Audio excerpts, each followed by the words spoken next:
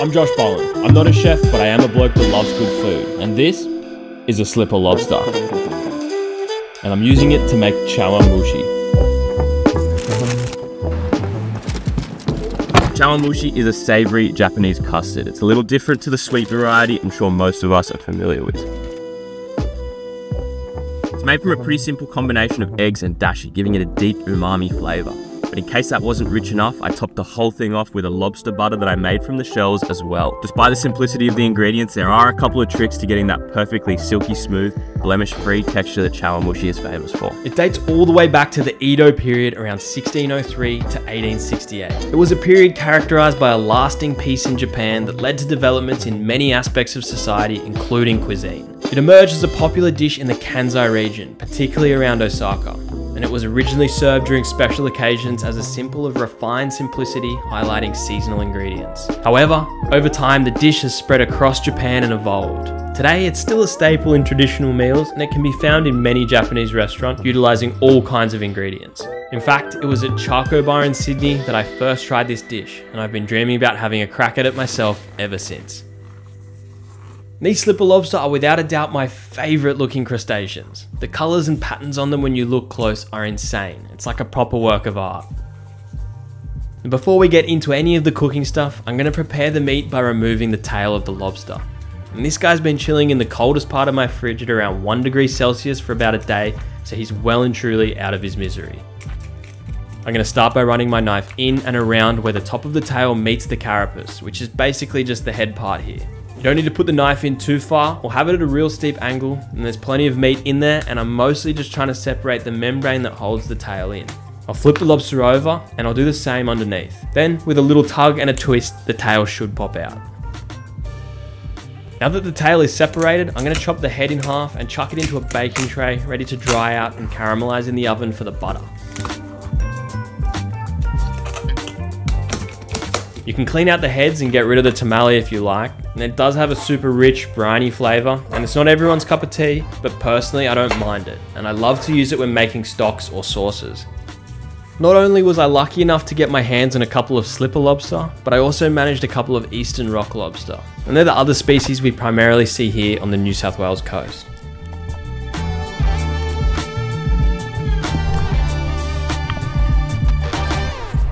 While I'm going to use the meat elsewhere, I don't want to waste anything off these guys, so I'm going to prep them and throw their shells into the oven tray as well.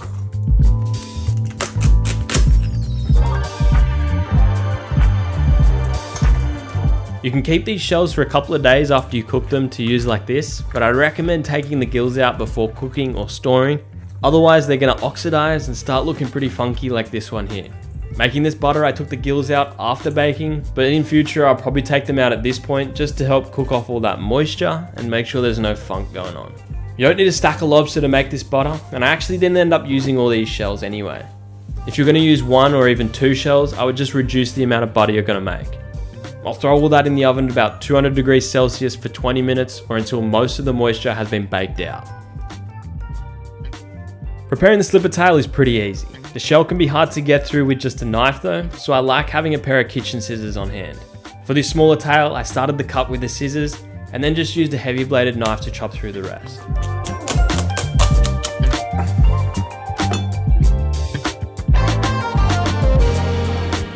Now that it's exposed, I'll quickly pull that poop chute out, and to finish, I'll just tidy up the meat at the end of the tail a little.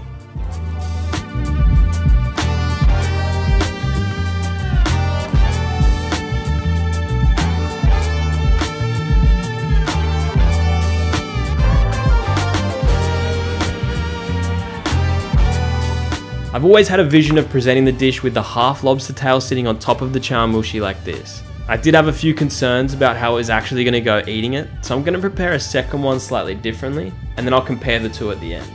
Now that I'm done with that tail, I'll set it aside and jump straight into making the dashi. Dashi is the foundation of a ton of Japanese dishes, and it's what gives them the deep umami flavour that's central to Japanese cuisine. Don't be daunted about trying to make it though, it's actually pretty straightforward with the right ingredients. Essentially, it's just kombu, which is seaweed, and katsuobushi, which are bonito flakes. You should be able to find these pretty easy at most Asian supermarkets or grocers, as they're staples, especially for Japanese cooking. They're also pretty shelf stable as long as they stay dry, so they're great to keep in the pantry to use later. You can buy dashi powders, pellets, and all sorts of other forms, and they're fine if you're in a pinch, but I want to do this dish justice and make my own. The quality of the bonito flakes especially is going to dramatically enhance the flavour of the broth. And katsuobushi is made from skipjack tuna that has been smoked, dried, and fermented over a long period. And these flakes brought such an incredibly deep, smoky flavour to the dish, which I feel really helped to elevate it.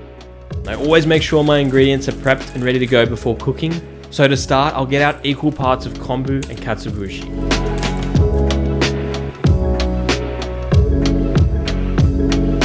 Starting the kombu in some room temp water, I'm going to put it on a medium heat and slowly bring it up.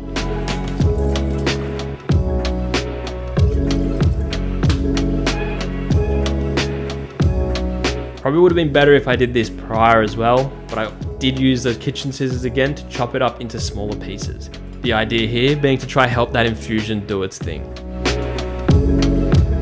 The kombu actually came up to heat a little quicker than I was anticipating, and it began to boil here. Ideally you want to catch it before this point, as boiling it for too long you can start to introduce some bitter flavors, and the water can even develop a bit of a slimy texture. You don't really want the water to boil at all when you make dashi. Just imagine you're more trying to steep the ingredients kind of like a tea. You're really making more of an infusion. Taking the kombu off the heat, I'll pull all the pieces out and then throw in the katsuobushi.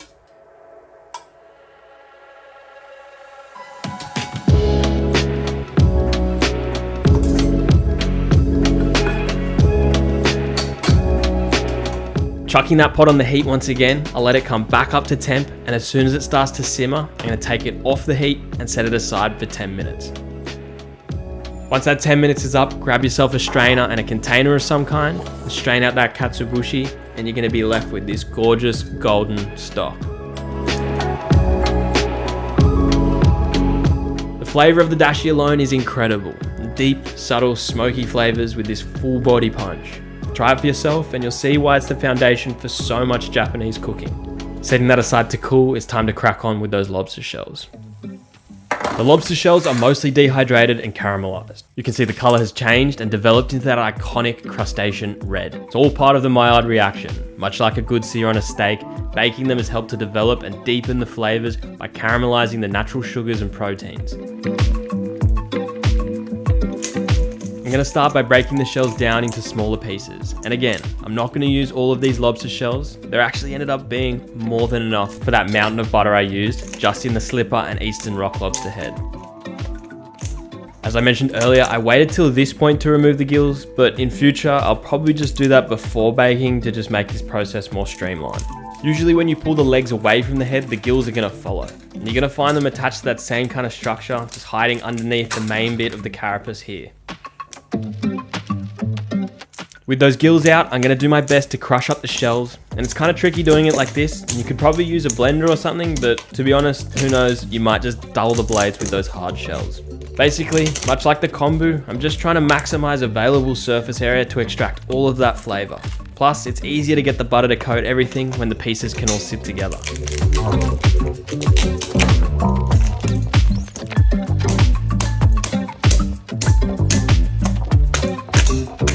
From this big block of butter, I used half, which probably ended up being about one normal stick, I'd say. Again though, as I mentioned earlier, if you have less shells, you can use a little less here, otherwise the same amount, but you might just risk the flavor being a little more subtle. This made a ton of butter though, and I had plenty left over, and you really don't need much to top the chawanmushi before it can all get a little overwhelming and turn into a real hard stopper.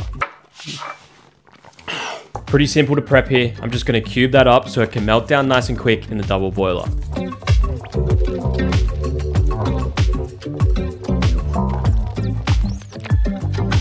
If you've never set up a double boiler before, it's pretty simple.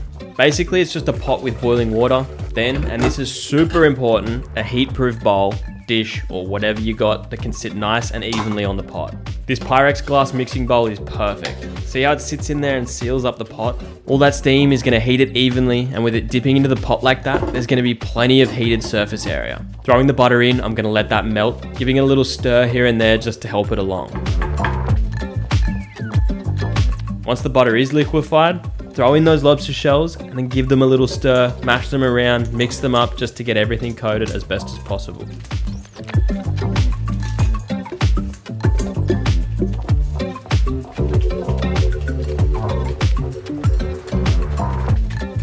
Once I'm happy with that, I'll throw on a 20-minute timer and just let it do its thing. As there is so much shell though, I'm gonna periodically give it a little mix just to help that butter along. Only a few minutes in and you can already see the color of that butter starting to develop, absorbing all the pigment from the shells. And now with the 20 minutes up, it's time to grab the bowl carefully off the heat. There's a good chance here it's gonna be pretty hot. Now I'm gonna be using a chinois for this. Basically, it's just a super fine strainer. I don't want any little bits of shell, grit, or gunk in the butter. If you don't have access to one of these, you can just use a normal strainer. However, I would suggest passing it through cheesecloth or muslin cloth as well. If you don't have access to these though, in a pinch, you can use a new rinsed Chuck's cloth or even a tea towel. Just be careful with the tea towels though, as it could potentially stain. Throwing the chinois into a big pot to hold it up and putting a little bowl at the bottom to contain the butter. I'm gonna tip all those shells in and let it sit for a bit to drain out. Don't let any go to waste here. Silicone spatulas are amazing for scraping the bowl just like this. Of course, for good measure though, have a little taste as well. After letting it sit for a few minutes, I'm gonna lightly agitate it, just trying to get any last remaining drops that might be hiding in there. Give it a little shake and a tap, and then put it to the side and admire that incredible lobster butter. Not only has it absorbed all the sweet, rich crustacean flavor, but also all the pigment from the shells, giving it that vibrant, iconic orange color. Before I do anything else, I'm gonna put that in the fridge briefly to set up a little. And now for the main event, the heart of the dish, the crux of the matter, if you will. The custard itself. It's all pretty straightforward, but watch closely because there are a couple of things to take note of in order to get that super silky, blemish-free texture. For the base, you want to use whole eggs and dashi in a ratio of 1 part egg and 2.5 parts dashi. How much egg you're gonna get can be pretty variable, so I like to start with that and then add my dashi accordingly. You can start adding all sorts of flavors at this point, but you just need to be careful not to overpower anything. A little goes a long way here, especially when using things like soy sauce. This light soy here is perfect though. In the past, I've used other types of soy and they've really overpowered the other flavors. So I'll add a little splash of that, then also a little sake, and then some mirin as well. Finally, a little pinch of salt in there, and then I'm gonna whisk it all up until everything is combined. I don't want to see any streaks of egg yolk or white swirling around in there. Just want one homogeneous mix. Typically, chawanmushi is made in little lidded teacups. In fact, the word chawanmushi literally translated means steamed in a teacup. I need a little more space for these lobster tails though, and these little handmade Japanese bowls we were given as a gift were perfect.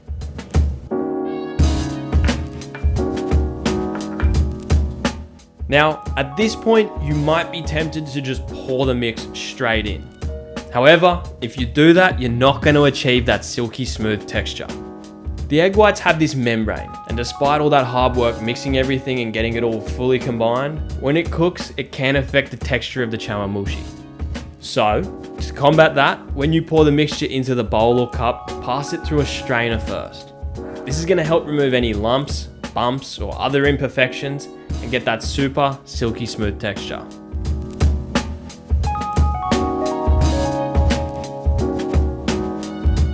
Now, the nuances of creating the perfect chawanmushi continue even in the steaming process. The main thing here though is to keep an eye on the intensity of the boiling water.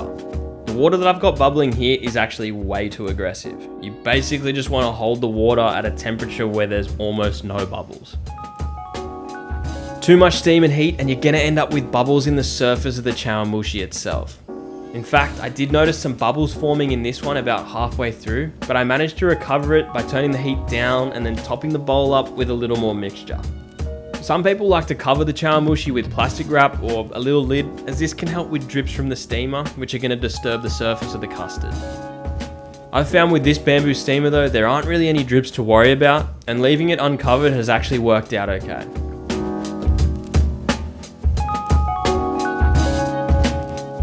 So I'm going to throw the lobster tail in there to cook as well, and I really like this method of cooking lobster. I find it's really gentle and it doesn't dry out the meat nearly as much as cooking it in the oven or something like that. The image I always had in my mind for this dish was to present the lobster tail curled up on top of the custard, fitting evenly inside that round bowl. I don't want to risk the tail cooking and setting all stretched out though, so I'm going to tie some twine around it the best I can to keep it curled up.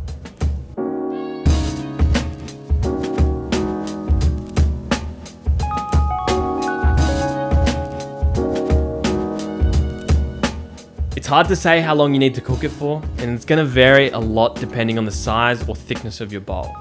And these cooked for about 15 minutes, and they're about 40 gram portions, but a good way to check for doneness is to poke the surface with a chopstick or skewer. If the liquid that comes out is cloudy, it's going to need a little more time, but if it's clear, then it's done. The half lobster tail, which weighed around 58 grams, was pretty done after the 15 minutes as well. Being real gentle with it to make sure it doesn't break apart, I'm going to insert a chopstick into the end and then gently pry it out of the shell.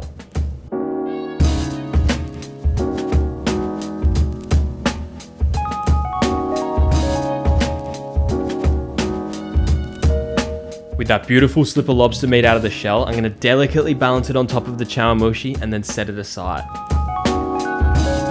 I'll also throw that second experimental bowl and tail in the steamer and then leave them to cook. I'm going to run you through that one in just a sec. Once everything was done cooking, I grabbed the butter out of the fridge and threw it over the steaming pot real quick to soften up. I was seriously blown away by the vibrancy that butter took on from those lobster shells. Not to mention the incredibly sweet, briny flavor it also absorbed. And with that once again turned into liquid gold, it was time to finish off the chawanmushi. There's not really much to it here. I'm just carefully spooning in that butter, doing my best to get it directly on the custard. You could put it over the tail if you like, but I kind of like being able to see that untouched white meat of the slipper tail, accented with the darker textures and then surrounded by a pool of that rich lobster butter.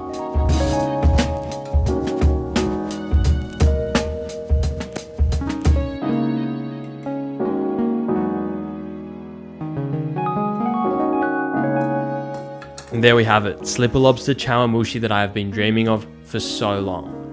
But if you've been following along at home, sitting on the couch thinking to yourself, damn, I might just have to whip this up sometime and impress all my mates.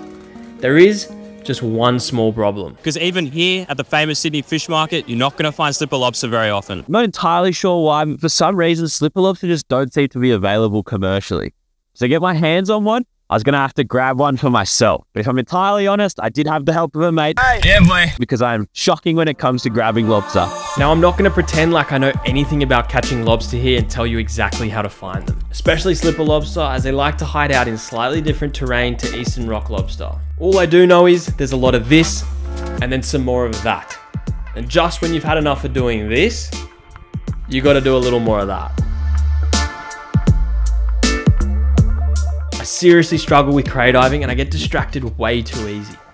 To be successful, I find it's always best to leave my spear gun behind and limit any possibility of trying to chase down some fish that I've spotted. No matter how heartbreaking it is watching those big kings or whatever it might be swim off into the depths. The little I do know about slipper lobster is they seem to prefer deeper water and steep rock walls. They're often found on the roof or sides of caves and they camouflage extremely well, so you better be paying attention. Again though, grains of salt here. I'm a shocker when it comes to cray diving.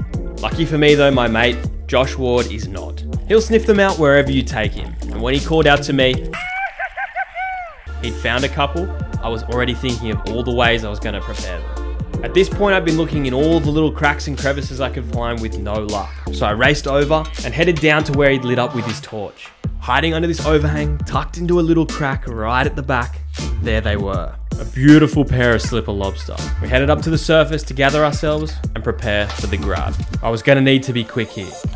If I didn't grab both at the same time, I'd risk the second one crawling back into the depths of the cave.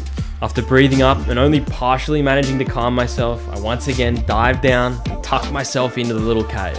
Reaching out, I thrust both my arms deep into the crack and did my very best to get my hands around both the slipper lobster that were attempting to make their escape. After a little finger rodeo, sure enough, I managed to pull out both crays. Whipping around, I flashed them up for the camera, and of course, checked to make sure they didn't have any eggs. Slipper lobster have to be some of the coolest looking crustaceans, I reckon. When you can see them up close, the colors and patterns on them are seriously like nothing else. And this dish can definitely be made with all sorts of different crustaceans. It'll work with Eastern rock lobster, it'll work with Maine lobster. It'll even work with crab. In fact, that's how I first tried this dish at Charco Bar in Sydney. You don't need slipper lobster to make this dish, although there are a lot of people who will tell you slipper lobster might just be the sweetest of them all. So here's that lobster chawanmushi I've been dreaming of. I absolutely love the presentation of the full tail, and that's what I've had in my head for so long now. But for that extra one I made, I actually shredded some of the tail meat, and we're gonna compare in a sec just the practicality of eating both of these, because I do love that tail presentation, but I think it's just gonna be a bit of a drama with those soft textures of the chawanmushi, trying to break apart and trying to get through that lobster tail meat.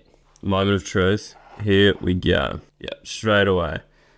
Quite difficult to separate that tail meat as suspected, and that soft creamy chawanmushi texture. Flavors though, how can you make that any harder? Ridiculous. Lobster butter, dashi, that beautiful light soy as well. My days. But honestly, I think that tail is going to be a chopstick job, if I'm completely honest. Whereas this one, because it's shredded, we can just sort of make a bite.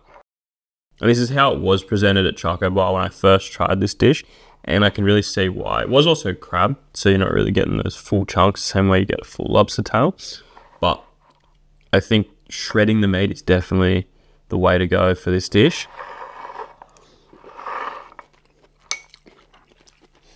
Just allowing you to get that full bite with all the different components is insane. The butter, the dashi, custard, super silky smooth custard, this one. Holy dolly.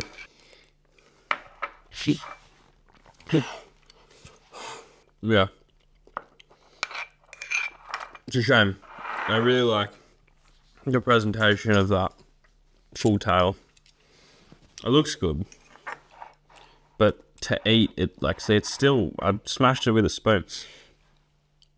If you had the lobster tail on a hard surface, it wouldn't be so bad. But because you have to, like, push against the custard's going to give way before the tail does.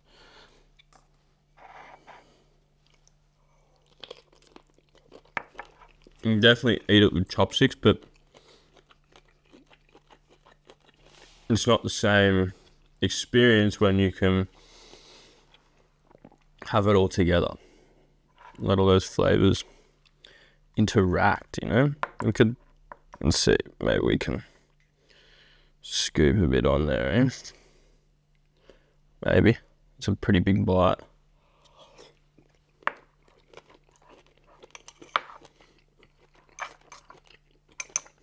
That's an XL bite. Like a mukbang at this point, isn't it? Ridiculous. There's a few steps to making this dish, but I think it's actually quite simple. You've got a bit of time and a bit of patience. It's super accessible. It's definitely worth checking out. Something very different to try and make with your lobster, I reckon. Something to spice up the repertoire, you know what I mean? You know what I'm saying? Something a little different, isn't it? How good. If you enjoyed the video, like it, subscribe, all that business. Stay tuned for the next one.